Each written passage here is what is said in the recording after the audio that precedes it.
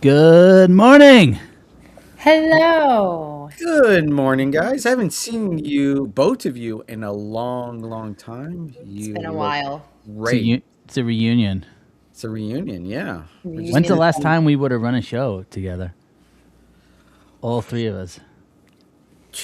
Like not 6 months ago. 6 months ago. That's Yeah, crazy. we're just missing the pause, and the whole crew would be together. That's right. That's right. Well, what's up with you guys? What is new? Danielle, what is new with you? me. I have been moving and shaking. Been really busy. I have an HR consulting client that I'm working on some frontline stuff, which is really fun. Very cool. And been doing some work with brands, webinars, some speaking in person. It's been really good. I'm doing some Hitting up that LinkedIn headquarters, Of HQ. course. Yeah, that's the center of it all, of course. So yeah, look out for some stuff from me in the coming months, including Well, some you've been busy. I've seen a lot of good you, research. Danielle. Yeah. Joel, what have you been doing? Like Dude, you've I've not been that you've I've gone been quiet, but I've seen less of you. yeah, I've been underground just building this recruitment business. So lots of sales, lots of Great. conversations, lots of hiring salespeople. So it's good. What about you, Serge? I've been living the dream, just keeping up with three little girls and How's the trying to get, puppy? and a puppy, and trying to get as much consulting work done as possible. So it's been busy, nothing to complain. I've been less on social, so that's probably why I've seen you less, Joel. I've been trying to limit myself to almost no time at all a day. I still get in there though, right? Like Yeah, once in a while. I still see you. Like every time I log into TikTok, you're like the first five videos I see. Yeah. But I've been avoiding LinkedIn for some reason, and I'll talk a little bit about that in my weather report, what's coming on the LinkedIn side. But yeah, LinkedIn has been not my favorite social media recently. Nothing LinkedIn, again. Fair. LinkedIn, or as I Yeah. like to put it, Finked. Shout out to Brian Fink. Shout out But to guys, Brian. we're Yeah. a part of Purple Acorn. So if you haven't, head over to purpleacornnetwork.com, and we want to thank our marquee sponsor, calendarpa.com. We're actually be interviewing the founder today, so I'm excited about that. And then, as always, you can follow us on LinkedIn. You can go to YouTube, and then you can find us, wherever you get podcasts. So I don't know where do the cool kids listen to podcasts, Danielle? Where's the spot? Spotify. Is it not YouTube anymore? Well, the thing is, Netflix. it depends. It depends. No, not Netflix. That's so weird. Yeah, so if the podcast I'm trying to listen to has video on Spotify, then I don't need Yeah, to go to Yeah. YouTube. And I have yeah. Spotify Premium, so Do you I'm think that podcasts are like kind of going down in popularity or like up or like because we're talking about this with like newsletters? Like, do you listen to more podcasts than you consume newsletters? Like, what's the deal there? yeah. I think newsletters, I think for a while were on the rise, and it's still a great way to access your audience. I might be launching one soon. But at the same time, I like listening to my news and I like being entertained while Yeah. listening to my news in a positive way. So I listen to like a daily podcast, which is kind of nuts, but it's a pop culture podcast. Yeah, I think I'm the same. I've been listening, and I don't watch any podcast, though. Even the video podcasts, I don't bother because usually I'm doing something else. I'm either Yeah, you walking just put it or on doing in the background.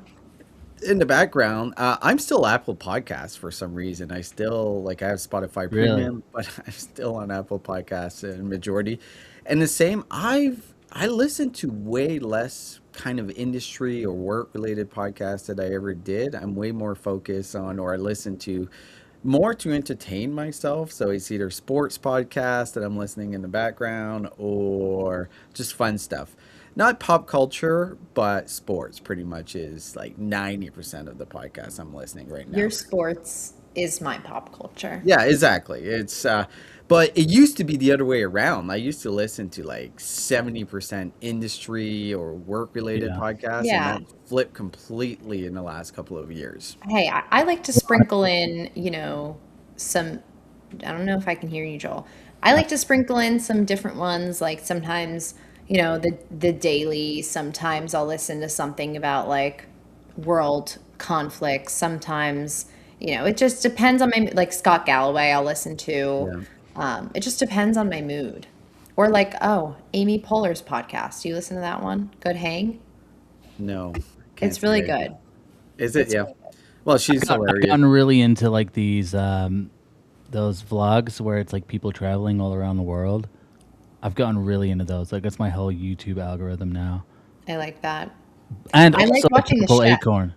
Oh, you like the Yeah, you of like the course. The Oh, yeah. Michelin chef in the kitchen, he's like, it's just POV That's a good point. I listen to all Purple Acorn podcasts. every We have single a one. whole slew of them, and they're fantastic. So, yes, do listen to Purple Acorn podcast. But aside from that, it's sports, right? Also, sports. audiobooks. Love audiobooks. Is like audiobooks and podcasts are kind of like 50-50 a split of what I Yeah, listen to right now. So love what that. about what about the WC, the World Cup? Who you got, Danielle? Who's your team? You were telling us before that you're a huge soccer fan. Like the Huge. biggest ever. Yeah, I feel how about soccer the way that you guys feel about Knicks and basketball. I think it's only exciting if there's a shootout or in the last 5 minutes, which like many of the teams have been scoring in like the last 10 minutes of a game. Like it's Yeah. ridiculous. So yeah, I mean, USA, I have to like root for my home team. I Come don't know on. why I'm giving a fist pump. I'm an Yeah. England fan. Serge, what about who you got? Well, I've watched probably like 70% of the games. I've been hardcore. It's been a great bonding experience with my oldest daughter. We're in a bunch of soccer pools together, which we've It's cool. chosen. And it's the first time that, like, she's now 11. She loves soccer. She plays soccer since she was 4. This is the first time that I don't have to get her to watch soccer with me. And she's learning a Cool. ton too. So it's been fantastic in that end. So. I am obviously cheering for Canada, who just made it to the round of 16. This is the first time, like crazy. Canada in 2018 was ranked 107th in the world, and here we are in the round of 16, and we're probably going to be ranked in the top 20. So huge movement in Canada. I gotta say, I chose France to win, and one of the reasons that France has a dominant team, I think they will win, and it's my heritage being French Canadian, so why not cheer for France? My Fair. wife is cheering for England, Joel, as she is from England, and obviously I What part will of cheer England? for England as well. What Yes, part of England is she from? Southampton. Okay, nice, Yeah. nice. Yeah, I'm How going about for you? Have you been watching the games? Is every game. Yeah, Pretty you're much every hardcore game. Scotland Dude. fan, right? Yeah, I mean, I'm a big England fan, but I've been going for the U.S. too because it's like my kids, they're half American, half English, so, Yeah. and then I'm like U.S. citizen but British citizen, so, but My favorite part. England's brutal to watch right now, and so I'm like backup plan's the U.S. and then the backup plan is France. So, Right. Where Right. does Canada stand? Fort, back up to the backup to the backup. yeah, They're pretty they're much back, done next game. they're I backed totally up. recognize that, but you I'm never Pretty know. liking good. the Netherlands chant with the rowing. I Yeah. find They that to be a they just very lost exciting. yesterday, so say goodbye to Well, them. I I thought the like rowing was them. Norway. It was No, originally Iceland. Iceland. Okay. Well, They I were the saw one a who did Nordic, it. I saw a player from the Netherlands doing something on like, Oh, he was the leading a chant on a celebration. plane. Yes. Did you see Yeah, yeah, that? yeah. I Yeah, love the content. That's where I'm at. Okay. Yeah. I like the content more than I like the soccer, it's the great. Love it. football. That's How great. about All we right, move to the headlines, guys? let's go to the headlines. But before we do, we want to bring you on as a guest. If you're here are the criteria. All right, you have to be somewhat of a fan. You have to have watched the show before. We're not taking anyone off the streets, all right? Except for Joel, we take him in. I'm The homeless. second, The second one, the second criteria is you have to have an interesting thing to say, right? You have to have some sort of point of view, strong opinions, loosely held. That's how I like it. The third and final is that you have to know something about HR, some minor thing. Like Serge knows a little bit of this, a little bit of that. I know only a little bit of this, and Joel obviously he's the expert. So take something from each of us. And here we Excellent. are. Scan the QR code down here, and come be a guest. It's super fun. Well, Love it. thanks for that, Danielle.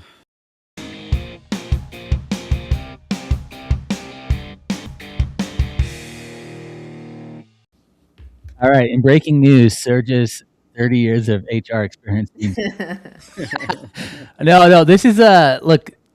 This is something that I've been saying for a long time, but I'm really glad that Brian Elliott, LinkedIn top voice, is sharing this data, and it's around the return to office. And anyone who follows me, like I'm a big proponent of remote work.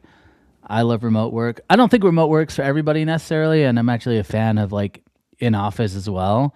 If it's a good office to be in and there's like a real reason to be there, and let's say if you're in that stage of life where you want to be interacting with people, not that I don't want to be interacting with people, but if you're in that stage of life where like you want to get out, you want to be around people, and you want to collaborate with work, or you need to. I think being in the office is great, and I think definitely it can be a necessity for a lot of businesses. But we have seen a huge push to the 5-day return to office, and now some of this data is coming out, and it's showing something which I've probably been saying now for the last 2 or 3 years, which is a lot of the return to office is really centered around control, and a lot of it is just around like the ego of the CEO or executives, and I think this is something which I started to think this a few years ago, like what is the real reason that people are being forced back to the office, and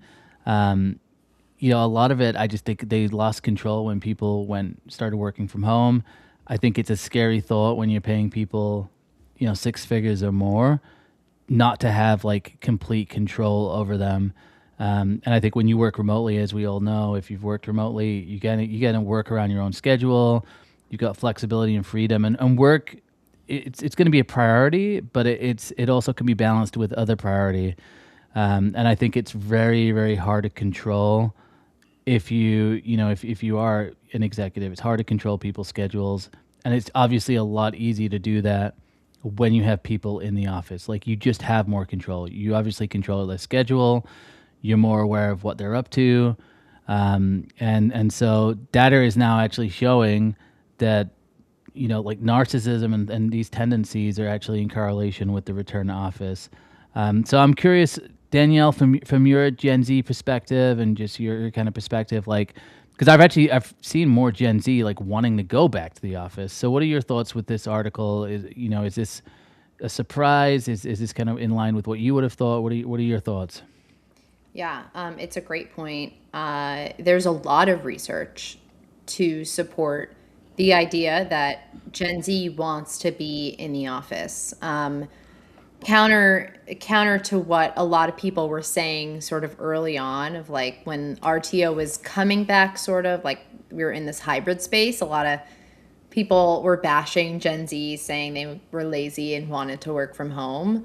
But in fact, it really is majority the opposite. And that's because so many of us graduated into COVID and were robbed of the experience of walking into work on the first day, and the experience of being mentored and having those informal conversations with others, and learning from how your boss might handle a complex situation. So there's a lot of reasons to support that, and to support in office working. And I think the nuance, and I think probably something that isn't just unique to Gen Z, is that most people want it to be intentional. They want to go to the office for an intentional reason.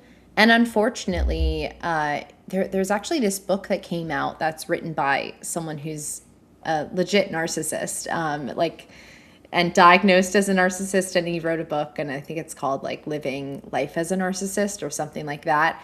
And in it, he talks about the fact that corporate America rewards people for narcissistic behaviors in the workplace. And that leads poor managers, it leads to poor managers, but poor managers often manage things like visibility that don't actually necessarily matter. But great managers always manage outcomes, right? Like you think of your best boss, and they didn't necessarily care where you worked from, but they care that the work got done.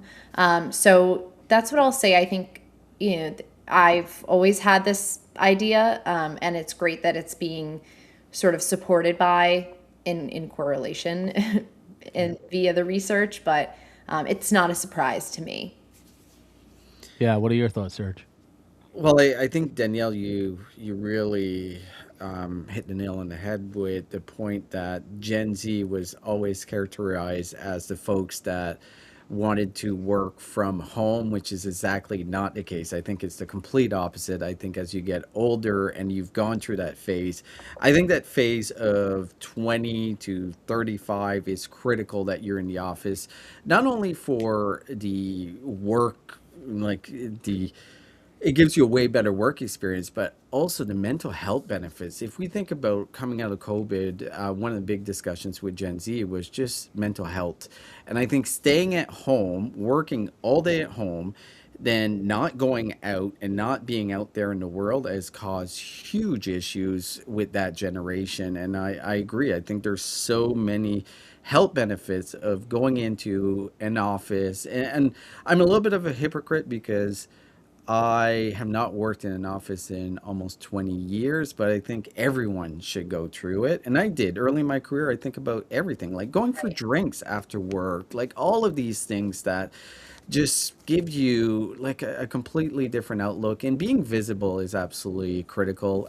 We can say that managers are narcissistic in some ways, they want to see visibility. And I think there's a lot of that, but also for your career being visible, like we have to play the game that's in front of us. And if we want to advance our career, being visible and being active in the workplace is absolutely critical. The only thing that I'm still seeing, I'm still like, my wife works in an office every day and she still is on Zoom calls with people from outside the office all day. And like, I don't see the point of commuting into an office, taking 45 minutes, an hour to commute, than doing Zoom calls. So to your point, Daniel, you got to be intentional. You got to bring everyone in. I don't think the mixture works. It's either you're doing everyone in the office or you're not doing it. So, but like, Joel, aren't you sick of having this conversation? Because I think I've been having this conversation since 2020 and since COVID of return Yeah. to office. It's just like, okay, let's just deal with what is out there right now. And right now,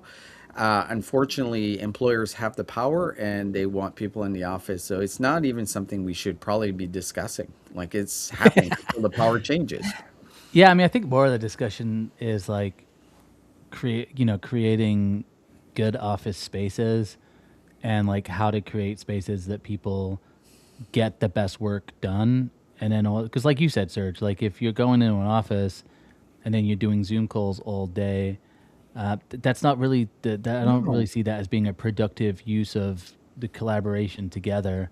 I think that's kind of part of the issue, right? Like, it's okay to say, hey, we want people 5 days in the office if you're going to create an environment where people are working collaboratively together and they're doing projects together and great work is coming from it.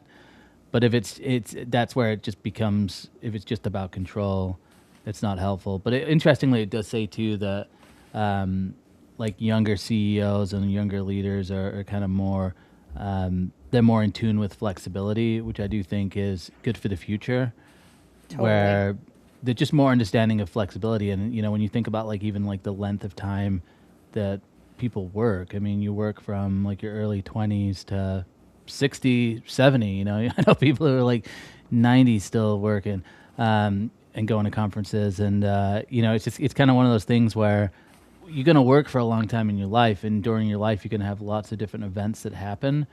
And I think companies and leaders that understand like people's lives, they need flexibility. You can't just be going 150 miles per hour for decades and decades and decades. Then, Totally. you're just going to burn out. So And hopefully the future is brighter with that.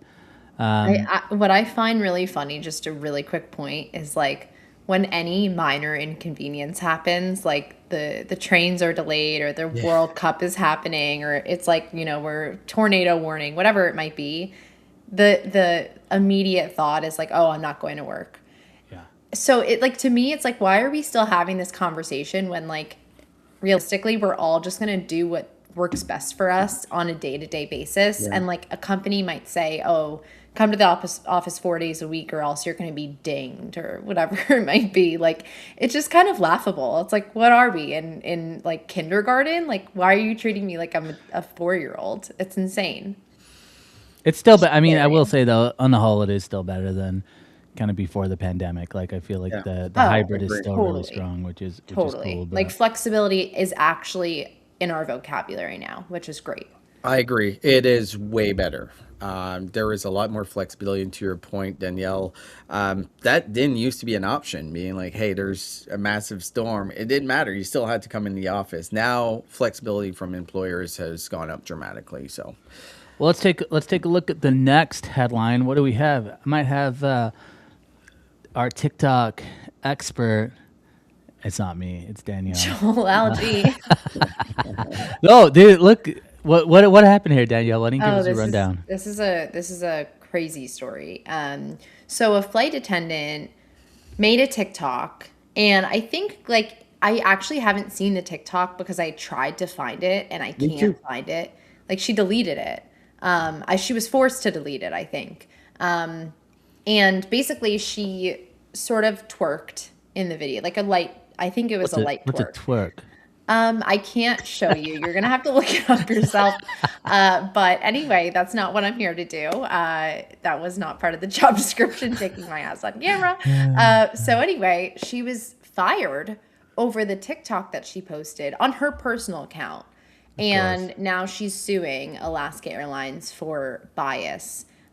Essentially, I think she's Asian and black, but I'm not exactly sure because I didn't see the video, but I think I saw like a anyway. So yeah, this is a crazy story. And my take on this whole thing is, I think we have a really hard time, especially right now. We're in this place where employees are creating content, right? They're in their personal lives, on their personal profiles, their LinkedIn's.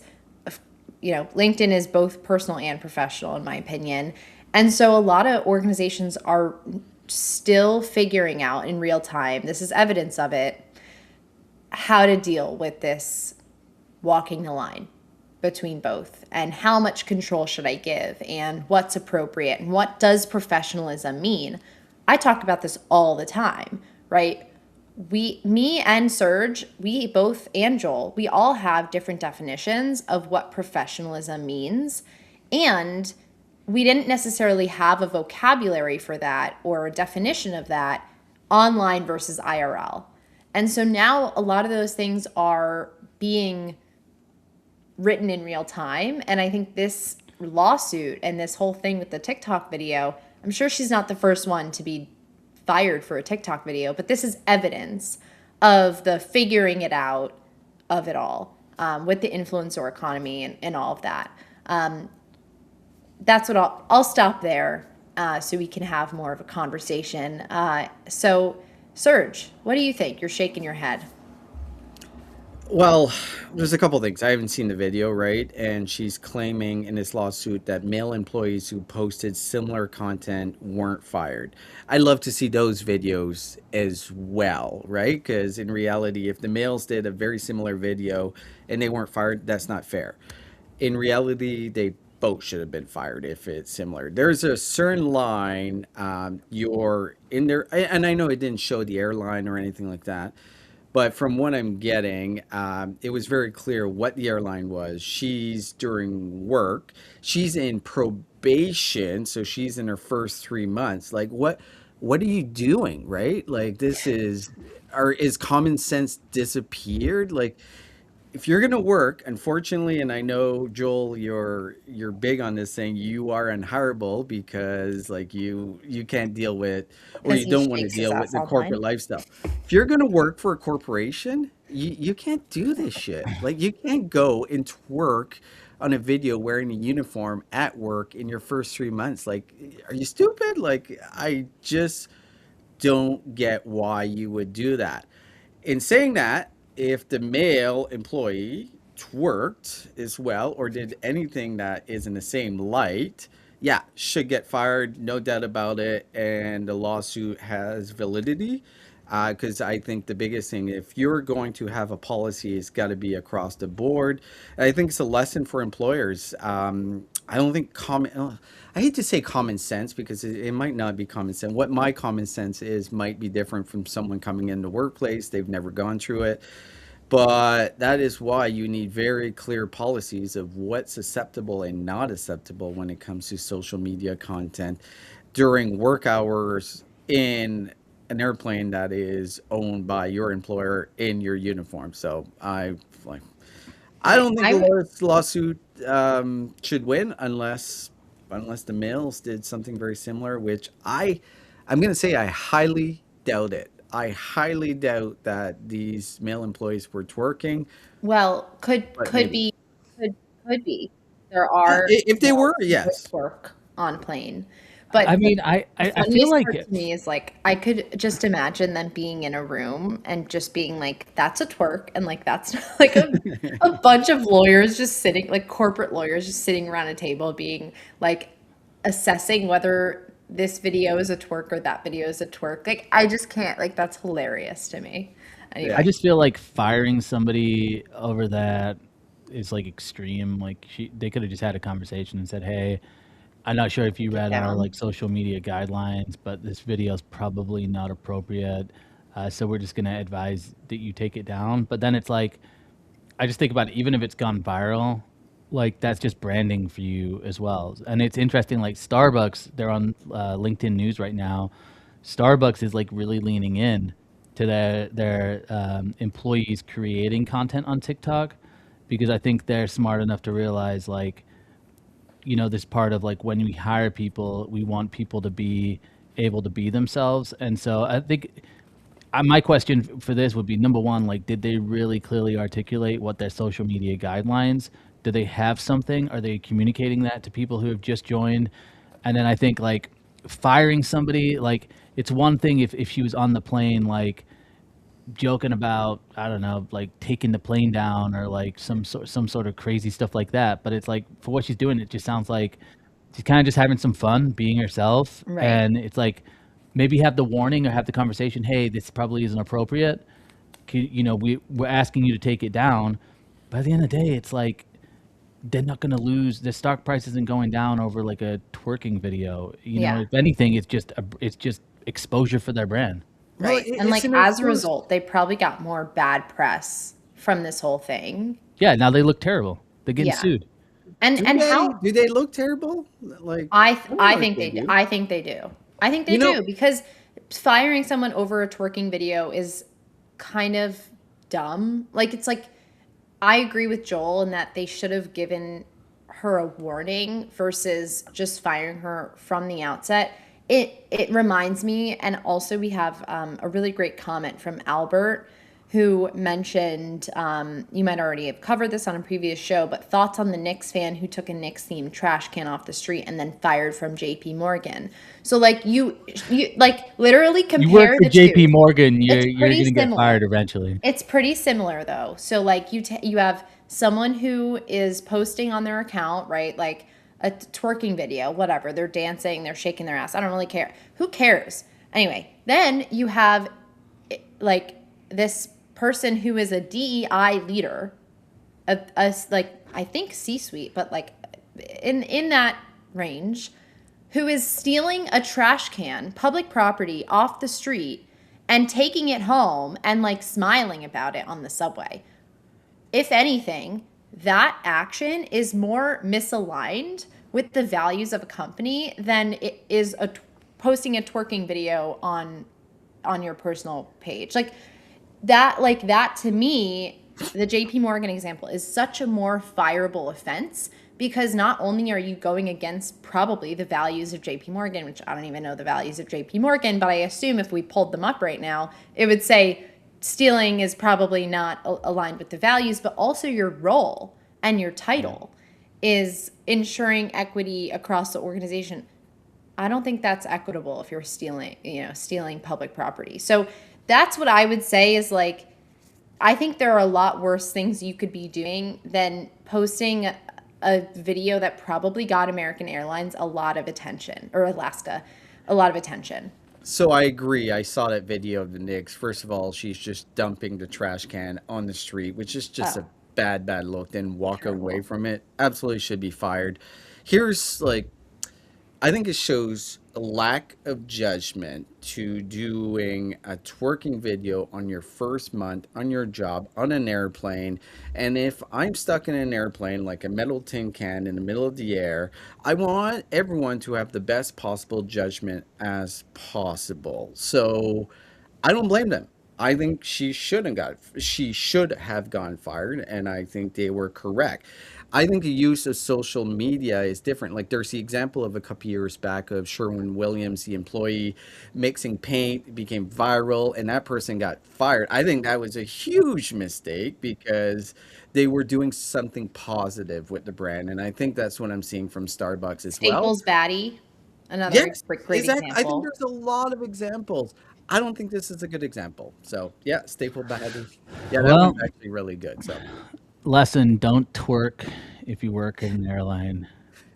Don't Just twerk on a plane. don't twerk or throw trash cans if you work at a bank. Anyway, look, we got to move on. It's been a pleasure talking to the headlines, but we're ready, and it's time to get nerdy. So let's go.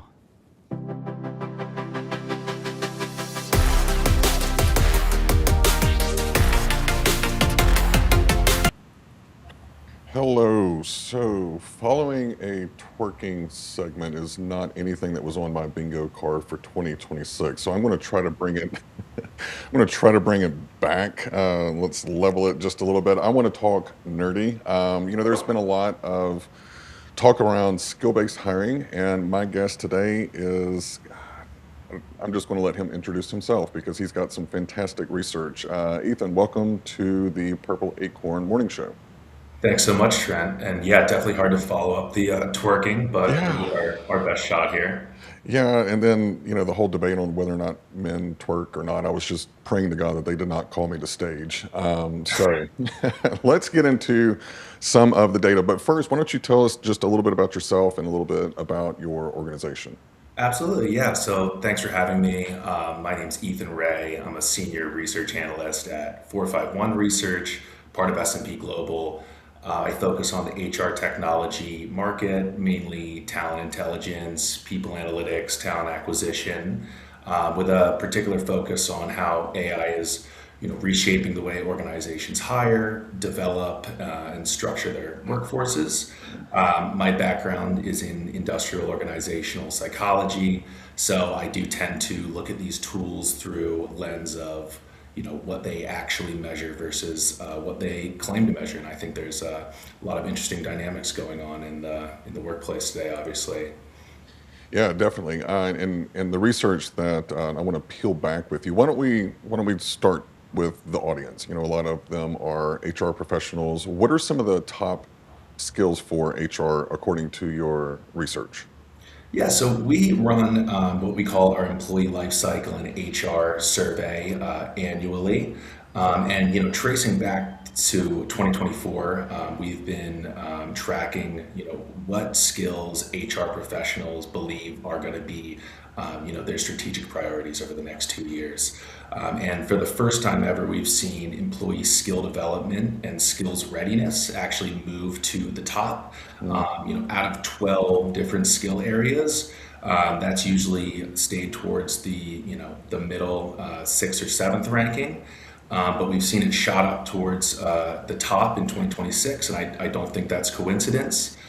We also see productivity and collaboration improvement drifting up there towards the top, while we're seeing compliance with emerging laws and regulations, which used to be number one, drifting down towards the third. And what I think is going on there is HR professionals and organizations are realizing that skills are really, kind of the key that's going to be unlocking a lot of the workforce planning, employee skill development, reskilling, future skills readiness that's just going to become ever more important over the coming years. Well, and it's kind of interesting to me. I'll go a little bit more curse than you. I think it's interesting that with AI coming in and taking some of the processes, it's really forcing HR to look at, okay, what really matters? What are the people aspects that we should have been managing for decades now, but now that some of the processes being lifted, maybe one, we have more capacity, um, but I do find it ironic. In Yeah. our briefing, I told you I was going to write this down because it was such a great one-liner. You mentioned that HR recognizes the need, but in your quote, the plumbing isn't there. So, Yes. one, unpack that, and then two, kind of answer the question: how should HR get its infrastructure ready for what's coming? Yeah, I mean, I think that I've leaned towards that plumbing analogy because just from hands-on experience as well as researching this area, I think it's a lot easier to get your cart before the horse and Hmm. say we're all a skills-based organization right now. We are going to be data forward. There's going to be a single source of truth. Whereas a lot of organizations, I'm sure as you have seen firsthand, Trent, it's a lot more scattered and disparate data sources Mm. that are being brought together after the fact rather than kind of proactively building out that plumbing, like I referred to it earlier, because that's obviously the unglamorous side of this work is if you want to get your house in order to be able to be on the leading edge of HR practices today, it takes a good amount of time to lay the plumbing and get the foundation together. And so what I'm really talking about there too is investing in learning and development technologies, understanding the types of integrations that are going to be necessary if we're going to be ingesting employee data into any of these tools or internally built tools, and what are the legal implications as well for turning a lot of our practices into skills-based hiring. What does that mean to be promoting off of skills and defined capabilities? So Mhm. that's just what I mean by getting that plumbing in order, so you can actually take advantage of a lot of these amazing opportunities. And it's funny. I want to do a double click because I've been on a little bit on a rant lately. I was on a panel not too long ago, and my grandmother said that my face has subtitles, so I can keep my mouth shut, but usually whatever I'm thinking comes across. And apparently, we were talking about, hiring in the future and everything, and the moderator brought up skill-based hiring, and I guess I did a very hard eye roll because they immediately zeroed in. And I mean, my question at the time was like, well, what the heck have we been hiring against? And I mean, I was very emphatic of going, this is just a stupid fad. But over time, I need to eat some crow. Whenever I look at it, we haven't been hiring for skills. We've been hiring based off of qualifications, assuming that 5 years of React experience means that they actually have the skill, of critical thinking and knowing when to use that particular coding language versus not. So, do you think that maybe my hypothesis is that we need to go back to the job description and stop making it a job ad and actually start making it a scorecard? And when you said get the house in order, I'm thinking that's kind of the base level because if we don't know what skills are required for the job now, how in the hell are we going to be able to tell what the skill is going to be needed in the Right. future? Or am I just completely off? No, I think those subtitles are warranted for a topic like this, because really it goes back to that unglamorous side of things where Mhm. it needs to go back to conducting a job analysis on the the job recs that you are putting out, because you really can't run a skills-based hiring or any sort of AI matching on a foundation that's misaligned to what you're actually trying to hire for. And I think the other thing that's playing a large part in this today is the shifting nature of everything. Where, if you have spent a lot of time building a job description and conducting a job analysis and understanding what skills you need to hire for a software engineer, where all of a sudden we've learned that AI is really starting to do a majority of that job. So does that shift that more towards delegation and management, maybe some relationship building skills or learning and agility? I think that's also a really interesting conversation with hiring, is those soft skills, as well as the computers become better at being computers, humans need to get better at being humans. So maybe that just shifts our purview of what we actually are hiring for with skills-based strategies. Yeah, it's interesting. Kind of thinking back over my career, there was an instance where we had an online technical interview, and we had this one person that the hiring managers wanted. They had worked with him before. We were hiring for like a senior level position in our software development, and he had 7 or 8 years of experience. And so when they crafted the job description, it was minimum 7 to 8 years of experience. This person, younger guy, I think it was 25, 24, 25, never went to college, taught himself how to code by watching YouTube, getting in GitHub, working on Upwork, and just kind of learning on the job. The two of them took the same test. The one who did not have the number of years of experience smoked the other one. But guess who the hiring managers wanted to hire? They wanted to hire one, because they knew him, but two, they were like, well, he has more experience. And there's something to be said for that. But if we were looking at the actual core skill set, it wasn't defined. It wasn't, I want someone that has the 8 years of experience to have that gut, in addition to being able to do the actual software development. So I think this is going to be something that is going to really kind of shake up HR, and we're going to have to toe the line. But Yeah. you also mentioned that 40% of employees were concerned. And then what's interesting is ISOM's data. We actually found that Gen Z, in our May report, I believe, we found that Gen Z, over the course of the year, they've gone from expecting universities and organizations to be responsible for their training and development to just almost a year later to say, I'm not trusting anyone, I'm doing this myself. And they're actively going out and looking in the market, what skills are being needed, and they're kind of taking ownership of their career. You had some data around AI concerned by job function. What were some of the most interesting findings? Yeah, so this was really interesting finding. We asked around job displacement and then also your role changing, and found pretty similar results there. 40% of employees were concerned around job displacement over the coming years. 44% were concerned around their job role changing. But what was really interesting was the typical demographic factors that you would reach to explain that, like tenure or management status, ICs versus a manager, frontline versus non-frontline. There actually was no relationship.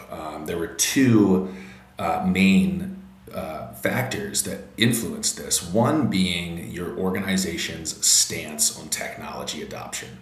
And this is actually counterintuitive to what you would think. It's actually the organizations that are on the leading edge of technology adoption and AI implementation.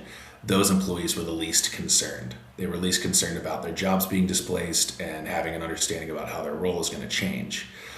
The other factor was the actual function with which their job was in. So the largest spread in our data, around 60 percentage points on just a 4-point Likert scale, with software development and web development being the highest concern, software and information security being some of the least. But just this wide range that can really only be explained by the tasks that you are doing. None of these roles are working with AI any more than the others. It's just about, does that AI start to encroach on an employee's task the way that performance has been historically measured.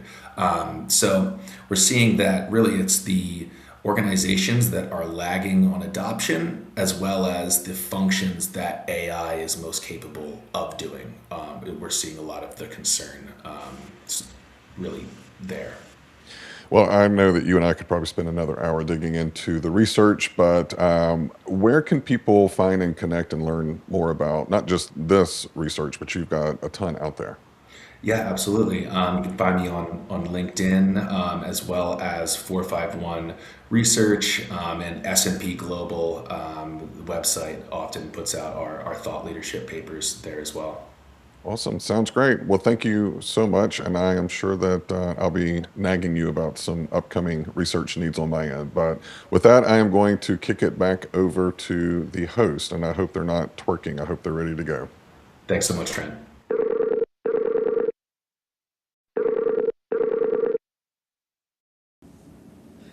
Do you think that Trent was a fan of our twerking conversation?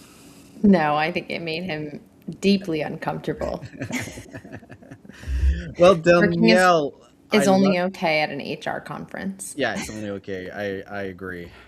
So Danielle, you haven't been on a show in quite a long time, and I you have know. been doing so much. So I wanted to have this conversation about what's new with Danielle. So It's so I've been sweet. watching you.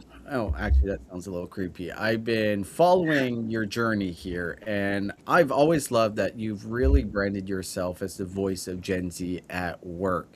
But I've noticed recently that you've kind of shifted your content. You've expanded a lot into AI and the future of work. What's changed for you? Why the change in how you're approaching, I guess, the marketplace? Yeah.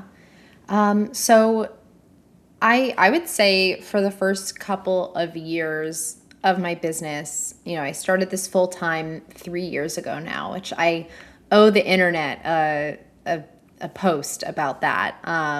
But for the first couple of years, I was really focused on growing my voice and really kind of shouting into the void, like Gen Z is here and we want, a voice and we want to be heard, and we want to be recognized. And I think that over the past couple of years, Gen Z has now graduated into manager roles and is starting to, take up some of the market share there. And I think since then, and since we're now going through like the biggest work revolution in our lifetimes, I would, at least my lifetime, I would say my perspective has shifted to be more broad. Yeah. And, it's not just about Gen Z. Like, I'm very aware of that. So I think part of my shift and maybe what you're noticing is like, I think that we're collectively all trying to figure this out. And for me, as an expert on my topic, which is Gen Z and how to attract, retain, and engage that generation, my job is to provide as much information and resources as to like the how. And I do that through technology. I do that through telling you about, SaaS tools that I think are aligned with that mission. And that's maybe what you're seeing more of. Well, I think what we're seeing is the biggest shift in the world of work probably since the Industrial Revolution in the 1920s, what's happening right now. And I think every generation is trying to figure it out. Like if you look at Gen Z, Millennials, Gen X, and the Boomers, we don't exactly know what needs to be done and how the world is going to change. So it makes a lot of sense. But what I'm really curious, and I think where I am the most concerned, is looking at our youths. I have young kids that will be coming into the world of work, and I am not seeing the opportunities that I had. There is way less entry level roles, and I think this goes into Gen Z, but it goes into the next generation coming up. And I think that's Gen Alpha, I believe, is the correct Yeah. terminology for it. Like, what are you seeing? Like, how is, I guess, I guess we're going to call it AI because that's the biggest driver of this, but like, what's happening in the workforce for entry level roles? Like, how do we Yeah. shift this? So I'll start by saying I did a webinar on this exact topic with Appcast just 2 weeks ago, and we went really deep into the data. One of their economists, Sam Kuhn, went super deep and found all these different studies. And I'll share at a high level, and you can go watch that. You know, if you look at my past posts, that was a LinkedIn Live, so you can go watch that. But I will say at a high level, we are seeing higher unemployment amongst Gen Z and amongst entry level workers. Gen Alpha is still 14 and under. So, like, let's kind of, put them to the side for a second, because Gen Z is still graduating from school. Only half of them have graduated from school. So they're between the ages of 14, 15, and 29. And so we're in this really formative stage of life where, at a high level, we are collectively being really thoughtful about how we're approaching this technology. And this all started 4 months ago when I posted a TikTok, which I don't post that much, but it got a lot of views and a lot of traction for a typical post of mine, where I basically was asking Gen Z, like, what's your perspective? Why are we anti AI? Right? Like, there was this narrative brewing in the news, and so I dug into it, and I'm now doing quantitative research on this. But the qualitative research I collected from that TikTok was, we have real concerns and we want our concerns to be heard, and they deserve to be heard. And one of those concerns, for example, is brain rot, right? If you don't use it, you lose it. And what was funny was, this was 5 months ago. And just 2 months after posting that TikTok, I went to an event with Microsoft where they talked about basically the frontier professionals are 16% of who they surveyed in their like work trend index. And those are people who are using AI every day. And of that 16%, 40% of those people refrain from using AI for specific tasks so that they can basically protect their brains and Yeah. preserve their ability to do that task. And so that's just one example of one of the concerns manifesting itself in the front line of the people who are using these tools. And so my point being, if we listen to the concerns of the younger generation and approach AI with thoughtful use and sort of challenge our own thinking, we will be better off, and we will be able to accelerate the use of AI even more in a conscious way and being really intentional about it. And so that was just like kind of one example, but that's what I've been really focused on, is unpacking, because I'm not seeing many other people do it, unpacking the challenges that AI is really posing to the not only the job market, but specifically entry level talent. So I'm curious if what should CEO or even CHROs be doing right now? Like, how do we reverse this trend, or I guess adjust to it so we're not in that situation? Yeah. I mean, one of the things that has been really encouraging to me, I feel like I've been screaming into the void for a while about this. One of the encouraging things is more people are starting to do research on the real impacts of AI and remote Yeah. work on unemployment, or the decrease of early professional employment, or in hiring. And so that gives me hope. And the second thing that gives me hope is I'm actually seeing organizations take a real step forward. And an example of that is Claude Corpse. If you haven't heard about this program, it's incredible. Basically, Anthropic created a class of 1,000 corpse, I don't really know, like people, entry level professionals who they're spending a good amount of time upskilling them and training them on how to integrate Claude into a business.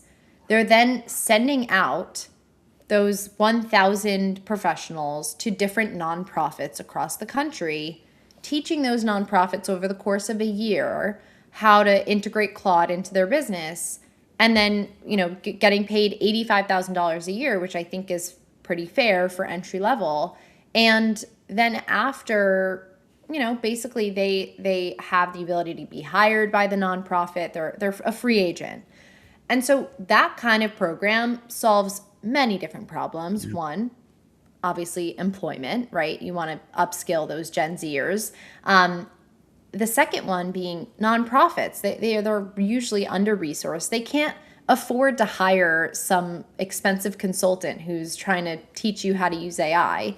And third and finally, they're solving what I believe is one of the larger problems, which is the lack of resources for upskilling younger workers, because so many of them are now having this sort of negative association, like AI is going to take my job. And instead, this is flipping it on its, the script on its head, whatever that thing is, flipping the script and saying, hey, we're going to give you the tools and resources, and you're going to be able to basically sell this to any other business.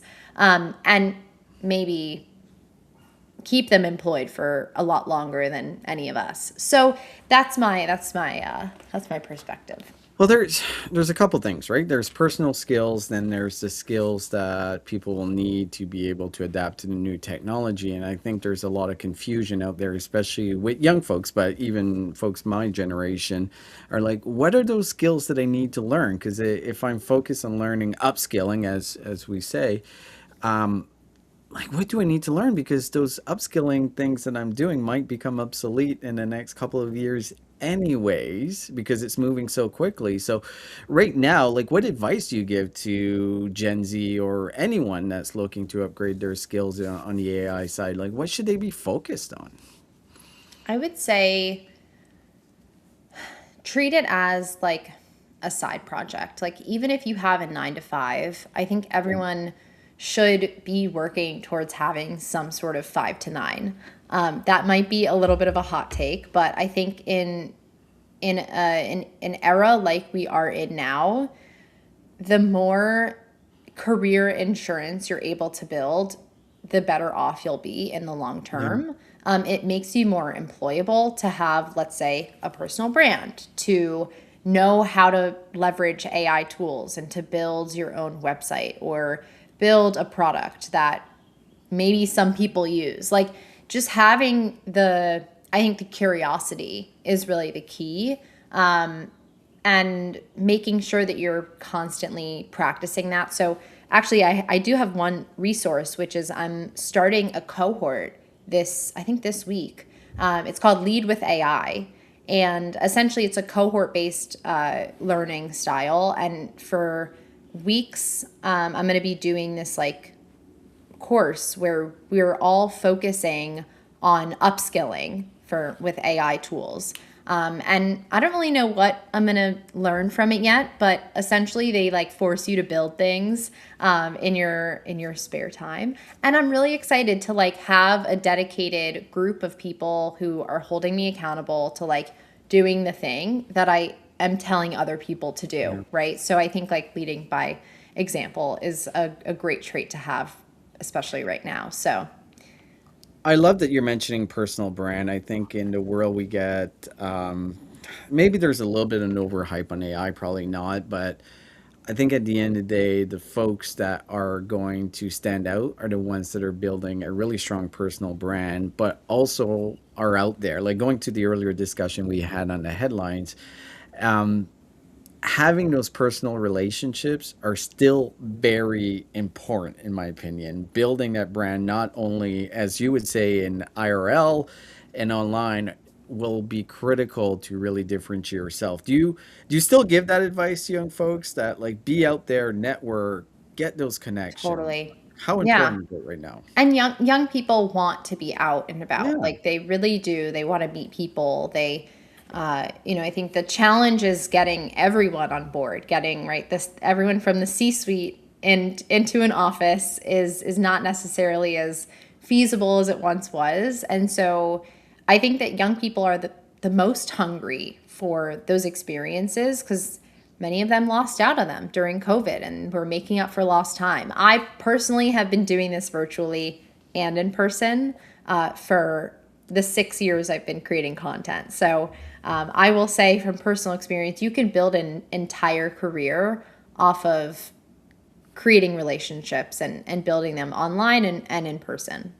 So people should follow you on LinkedIn. They should follow you on TikTok. You also have a great podcast with Mervin. It's from Gen Z to Gen X, right? It's Yeah, it's called called From X to Z. Ecstasy. So Yeah. definitely check it out on Spotify or wherever you Yes. get your podcast. Wherever you get your podcast, we talk about, the difference in perspective across generations in terms of how we entered the workplace and how that then shapes our perceptions and our behaviors, like, posting TikToks and whatnot. And I think this whole Alaska Airlines fiasco would be a funny topic for us to talk about in the next one. But yeah, go check out the podcast. We talk about some really fascinating topics like how management has changed, how we define things like professionalism from different perspectives. And it's a great podcast, in my humble opinion, obviously unbiased as well. It is fantastic. We've got Joel with a special color. Let's go over there. Ooh.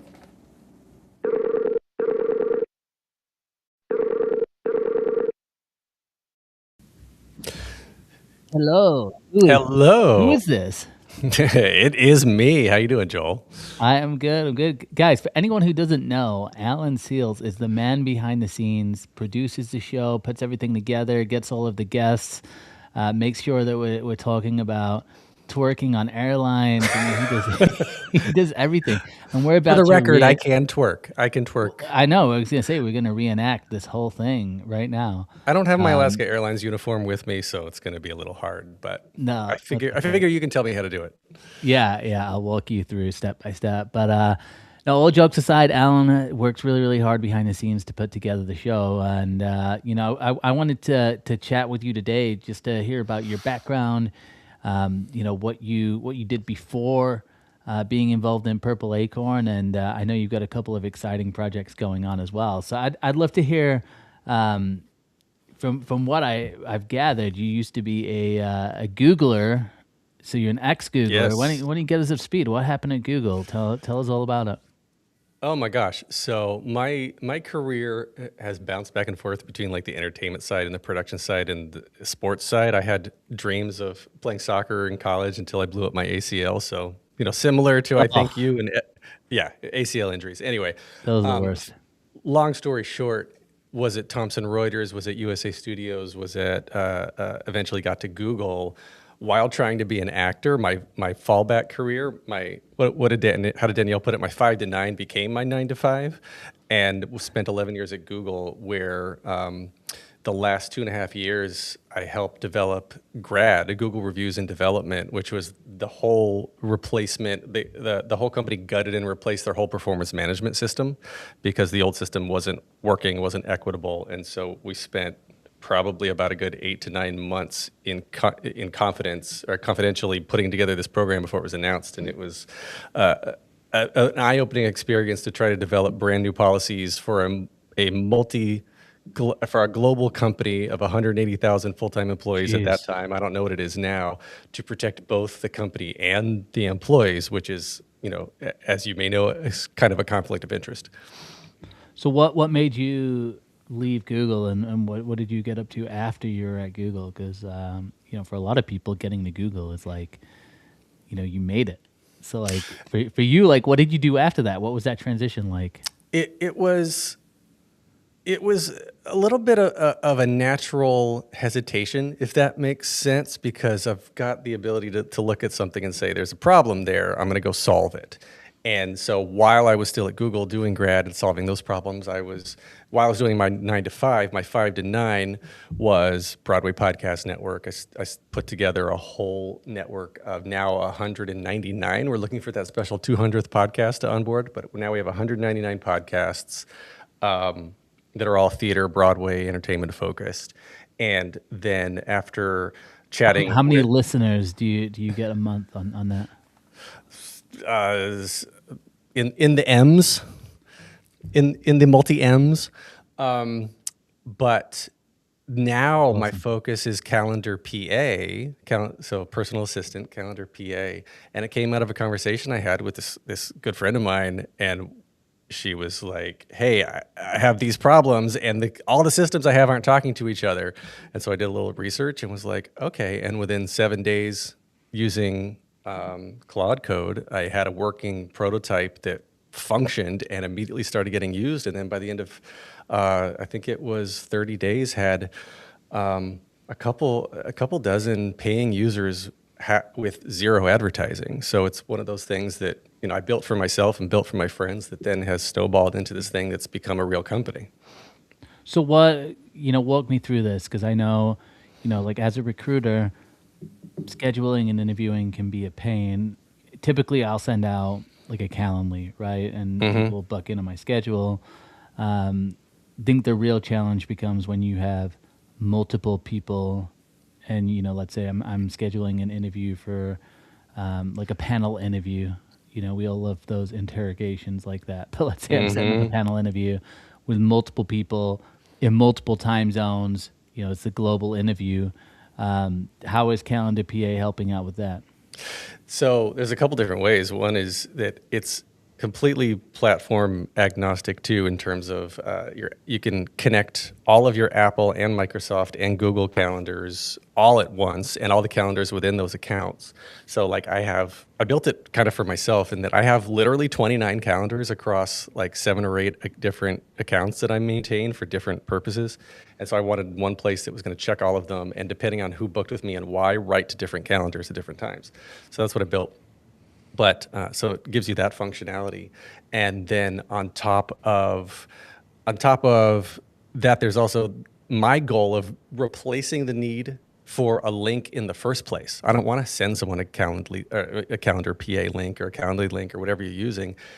So I have a virtual assistant that you can text, chat with, or add to your email that literally will, powered by AI in the back end, is going to automatically schedule. If everyone on the thread is already a Calendar PA user, it just schedules everybody because it knows your calendar is already. But if not, it's going to go back and forth and do the reminders and do the follow-ups, and say like, hey, Joel, don't remember Alan's available, or remember Alan's available at these times next week. Which one would you like? And then you can click from that, and the virtual assistant does all the work for you. So, because I was having so many problems with people saying like, here's my schedule, and I would say, great, none of those work for me. Here's my schedule, and they would say, okay, great. And by the time that went back and forth, none of the schedules aligned anymore, and so I was just tired Yeah. of having that problem. So you built this in 7 days. What were some of the things that you kind of learned in terms of building, and what advice would you have for, people who are exploring right now in Claude Code? Like what have you learned in building this? You're not going to be a millionaire overnight. Building a You're not a product, millionaire? no. I feel like I'm a billionaire. That's right. I'm a quadrillionaire. I'm the Broadway mafia boss. The biggest thing, and if you dig into Reddit, there's a lot of complaints that are like this too, is that building a successful SaaS is, like 5% the build and 95% marketing. So now I've got this amazing, great product. I'm about to roll out agency features with bulk pricing for target companies that need multi-seat discounts. And I've got this wonderful product that nobody knows about. So it's like, where do I go and how without sounding spammy? How do I not send 600 messages on LinkedIn and get shadow banned? How do I? What's wrong with that? I don't know. You got experience with that? I have not done that this week. This week. Yeah, so that's been the hardest learning curve for me as a tech person and an HR person and an events person. The biggest thing for me is teaching myself the soft skills of marketing, and then through that also learning the hard skills of what tools do I use. And I've actually found some very cool processes also through Claude Code that are helping me with the marketing. Awesome, man. So what's for you? What's the major marketing channel? For me right now, it's meta ads, and I'm targeting the power users who are like, I'm a florist, I'm a personal trainer, I'm a non-technical gig worker that doesn't know I need help with scheduling. That seems to be the sweet spot right now, and the people who don't have the corporate experience, the people who aren't part of a major company don't have that water cooler. They don't have we were talking about RTO policy earlier. They don't have an office to go to learn, oh, I'm trying this, you should try it. So I'm trying to get into the faces of the people who are living and dying by their calendar as gig workers and finding some success there. And so I'm using Claude Code to actually make a lot of my ads because it saves time. I'm giving specific direction and doing the final tweaking myself.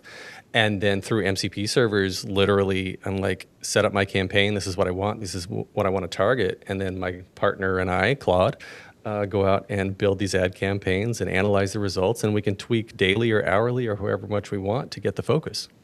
Well, I love it. You already got 50 paying customers, which is Within the awesome. first 30 days. Yeah, We've been up for 6 months now. Yeah, yeah. I mean, that's amazing. Well, where can people find out about Calendar PA? Where can they go sign up? And where's the best place to find out more information about you? Yeah, so calendarpa.com. Just go there. You can create an good account. name. Yeah, it is. Yeah, I think so. Thank you. You can go there, sign up. If you reach out to me on LinkedIn, tell me that you saw this interview, then I guess I can't Jill do gets this. 10%. I was going to say I'll upgrade you to the pro tier for life as a thank you. So let's time box this within the next 3 months. So October. Okay. So by the end of October 31st, by Halloween, if you haven't messaged me, you don't get it for free. But yeah, message me, tell me you got it, and I'll upgrade you. Let's try it out. I don't know.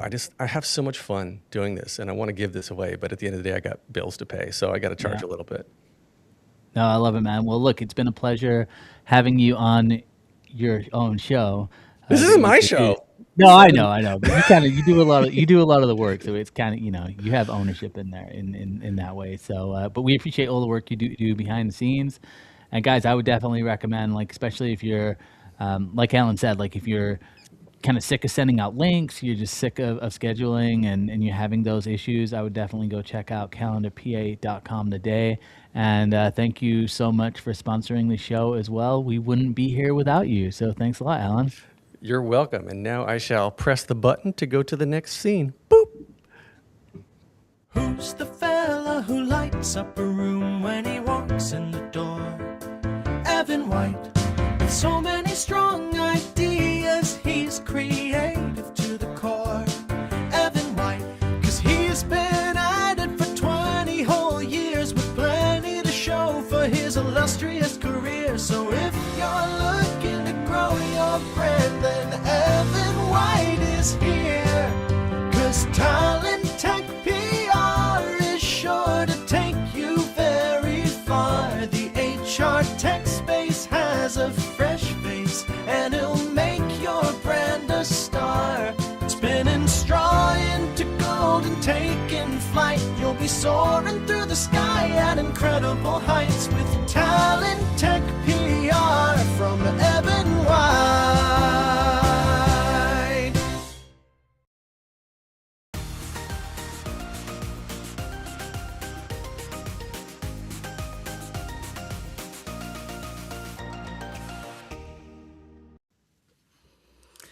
Good morning, beautiful people. So today's forecast, we're expecting heavy clouds and even more LinkedIn influencers, and I'm not sure I'm ready for this. So I don't know if you know, but LinkedIn has launched a new creator marketplace to make it easier for brands to pay creators to promote products, services, and IDs on the platform. I really have mixed feelings about this. I don't know if you've noticed, but LinkedIn has already become pretty cringy at times. Every day you see stories like, I was rejected 100 times, but never gave up stories. And also so many non-related posts that somehow end up with some weird business takeaway that's not related at all. So my main concern here is this could turn the volume up even more. If creators can now make money from engagement, there's an even bigger incentive to post content that's designed just to go viral, not necessarily content that is actually useful. That said, I do think there's an upside. There's plenty of HR professional, recruiters, and business leaders who share really good advice. This could give experts another way to build their brand and get rewarded for their knowledge. So here's my forecast. The good creators will probably get better, at least I'm hoping, but we're going to see a lot more people chasing likes, comments, and sponsorships. I think that's good in some ways because everyone deserves to get paid if they get followers, and LinkedIn has been way behind compared to the other social media networks. But I think the challenge for all of us is how are we going to separate the real expertise from content that's just simply trying to game the algorithm? I'm really curious to go to Joel and Danielle, who are massive LinkedIn influencers, to get your perspective. How about we jump to them? All right, Joel. Like you have a massive following on TikTok. You have a massive following on LinkedIn. Yeah. Do you think this is good? Like, is this good for you personally? Like, are you actually going to make money from this? I don't think I'm on the approved list of creators because they're basically gonna have like an approved list of creators. Um, I would imagine like a lot of like LinkedIn top voices would be in there. Um, which is fine. So for me, I don't think it really impacts anything. I think it kind of helps validate the idea of influencers creating content. What I can say, for a lot of these big, like when I think of really really big brands, and I've been thinking about this a lot. Really big brands have millions of dollars for advertising. They don't, $20,000 for like a couple social media posts. It's a drop in the bucket. They don't really care, and they're not really paying for conversions. The challenge is for small companies that are measuring Yeah. like demos and they're measuring it turning into revenue. They're the ones who have the real challenge here, and I'm just going to say it. It's highly unlikely if you have an ATS or you've got a CRM. It's highly unlikely that someone's going to do one post and that's going to convert. And I think like for a lot of these big brands who are looking to connect up with LinkedIn top voices, I don't really see any harm in it. There's other sites that do this. There's like Limelight's another site that does this. There's I know plenty of people who have businesses that are setting up brands with LinkedIn influencers. So I don't think it's really anything new. I think it's going to impact their businesses in a really negative way. Like I know a couple friends who have like agencies that set up influencers and brands. I think LinkedIn's just going to take over that business. Yeah. But yeah, I don't know. And in terms of the content, I don't think the content really changes that much on the platform. I think it's just going to stay how it is. Maybe incentivizes more people to create content. But contrary to you, like I've seen an increase in the quality of content that's been out there, particularly with video content. But that's because they're pulling a lot of video creators from other platforms Yeah. over on the platform. My question is, what I'm seeing really take over on video is like, it's just basically meme content. Like that's the stuff that goes viral. It's work meme content. Well, I'm Uh, waiting for the Sophie Cunningham video, the pointing video meme to become popular on LinkedIn. It's just going to follow the other social networks, is what I'm expecting. It's kind of like, when you watch, say, you probably don't go on Facebook.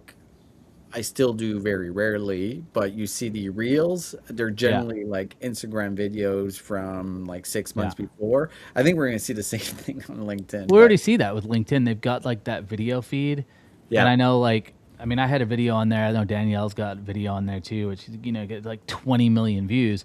Really, all that is it's just featured in that section saying come and watch these videos.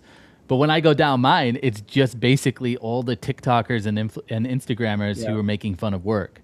So Yeah. LinkedIn just has like a major issue because the algorithm doesn't index content in the same way. And they're talking about this like suggested feed, which I've said they needed from the start. But it's like they could literally, if I'm a recruiter, they could have just asked me, hey, what's the type of content you care about? I want to hear about HR. I want to hear about HR tech. I want to hear about that. Great. Here's some content. But I just feel like they don't have, there's not enough like true experts that create content. Like the true experts are working their asses off. They're building companies. They're not creating content. The Good comedians are the point. ones who That's a create great point. content. You know, it's like Fair. even from a recruiting standpoint, all the agency recruiters I know, there's so many of them who are just like, you know, they're killing it, dude. They're making 7-8 figures. They're not posting on LinkedIn. It's just they just don't care. Yeah. Yeah. What's your take, Danielle? Well, I'm one of the creators in the program. I nothing's happened yet, so it's all like talk and it's all news. And I know that the brands are in the program have access to their portal, so they can kind of like see, and they're able to search for creators that talk about stuff relating to their niche. I think it's specifically going to help companies that are trying to do like more campaigns. Like I think it's the smartest for, Joel and I have talked about this. My favorite kind of campaign is like if you have a research paper coming out, because that is the easiest thing for me to talk about is research. But at the moment, I think a lot of companies that release white papers and all that stuff, like they don't put influencer marketing behind that budget. And I think if they did, and this is where LinkedIn could be the unlock, a lot of that research would get a lot more reach and would become culturally relevant. Like in a cultural perspective, that study that actually Question Pro did, who's one of my partners on research, they did the piece about Taylor Swift and the impact of her and Travis's relationship on NFL viewership with females.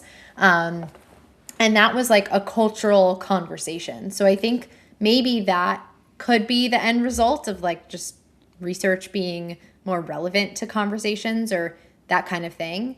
But yeah, if people keep saying like there's so much slop on LinkedIn and like I'm just not seeing it. Like I guess my algorithm is, better or whatever, but like, or I'm just so used to seeing slop that I immediately just scroll past it and I don't even realize that I'm doing that. But like, I think if you're someone who's bashing LinkedIn right now and purposely is not, or like is using that as an excuse not to post on LinkedIn, I think that's like short-sighted. And I actually think you should double down on posting, especially if people are saying, oh, LinkedIn is slop. Like I think that's the time you should be posting on it, especially. You might be right. Here is what I describe as slop. People talking about something they've never actually done or have built. And this is what my LinkedIn feed is, right? Like to your earlier point, Joel, I want to hear about those people that have actually built companies or are building substantial companies, have done it, have proved it. It feels like my whole feed is people that were like, I'll give you an example, like a recruiter that was they were a recruiter for maybe a year and a half, and now they are telling everyone what to do as far as recruitment. I'm like, come on, give me a break. You did it for a year, literally a year, and you're trying to advise recruiters. I think it's different when you're talking about something, a subject that you're very well versed, that you've built, that you've created a niche around. That is not slop to me. But if you're going to be talking about things that you have no clue about, and like we see, I don't know, maybe my feed is all screwed up, but I have a bunch of career coaches that have no friggin' clue what they're talking about, Yeah, career coach is and it's bad. annoying, right? Like it's like But that's the other totally thing get too. it. Is like it's hard because like it's hard because there's this weird thing that goes on with LinkedIn too, where like they poach different people from different platforms. Like you just see Yeah. it, and it's like there's just different people I know who like I know that they don't know anything, but they're just a good content creator. Yeah. And it's like, and I think this is, we're talking. Their whole thing is like, oh, we're gonna you're going to be able to get in with trustworthy voices that pitch a product. It's like, look, at the end of the day, as soon as someone starts talking about a product and they're not the CEO and the founder, they're getting paid to talk about the product. Yeah. So it's, it's like, to Danielle's point, like the better thing to do is collaborate on something. Like maybe you collaborate on a webinar, maybe you collaborate on, a paper and you talk about it. I've kind of tuned out with a lot of brands that want to work with me recently because it's just like demo. We just want to get people to sign up for demos, and I'm like, dude, like that's not Yeah. like think outside the box. Like let's do an event, let's do something. So it's interesting. And I've seen kind of a little bit of a shift away from like I've seen a lot of companies now like really going into like the events, right? Like the dinners. Like the dinners is like the new newsletter. Yeah. Like the dinner is where like all Yeah. the money's going, and it's smart. But Smart. again, even with that, it's gonna have its timeline where it's like not everybody who goes to sit at your dinner is gonna be like a paying customer. So, and it's like everybody's getting into dinners now. I'm seeing it Yeah. left and right, and Yeah. I think with any of these trends or any of these things that happen, it's like at the end of the day, what I've realized, one of the reasons I stopped doing as many brand deals as well was like, I don't want to use my like reach and like the audience I have to promote somebody else's thing. Like I don't, eventually it's like you start promoting these brands and then the brands start killing it. And you're like, okay, like, then they're like, all right, bye, Joel. Don't want to work with you anymore. Cause we reached that point. And in some ways I'm like, I think there'll be a time where,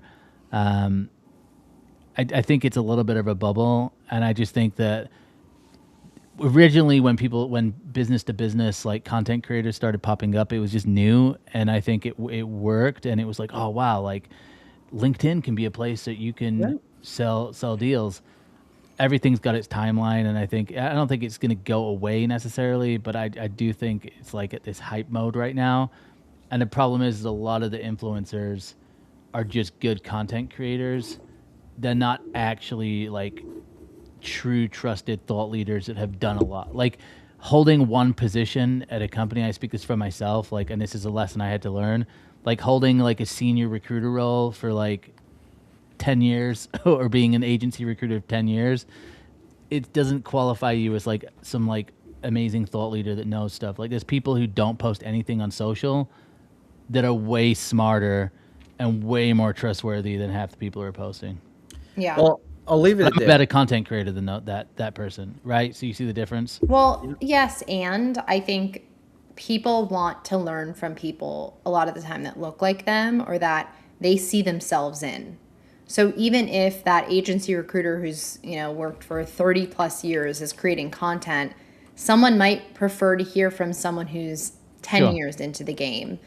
So it's not necessarily that like, and I don't, because I'm not a CEO with 30 plus years of experience, but I know what I'm talking about because I've been recruited, I've been attracted, I've been engaged, and I've been the opposite. And I've also hired, and I've also retained, and I've also helped companies manage. So, like, I hear what you're someone saying though, who's- but like just because you want to hear from someone, you run the cycle through, and like maybe you want to hear from someone, but if they're truly not like an expert or knowledgeable in something, and they pitch you into something that actually isn't good, which is part of the challenge too. Like sometimes you're going to get into deals where like you're pitching something that isn't actually helpful or the For sure. best, and then suddenly it's like, oh, this person who they sound good, and then you buy the product and it ends up being terrible or whatever, And I think that can happen as well. That's all I was Yeah. kind of saying with that point. Totally. I think there needs to be a level of like ethics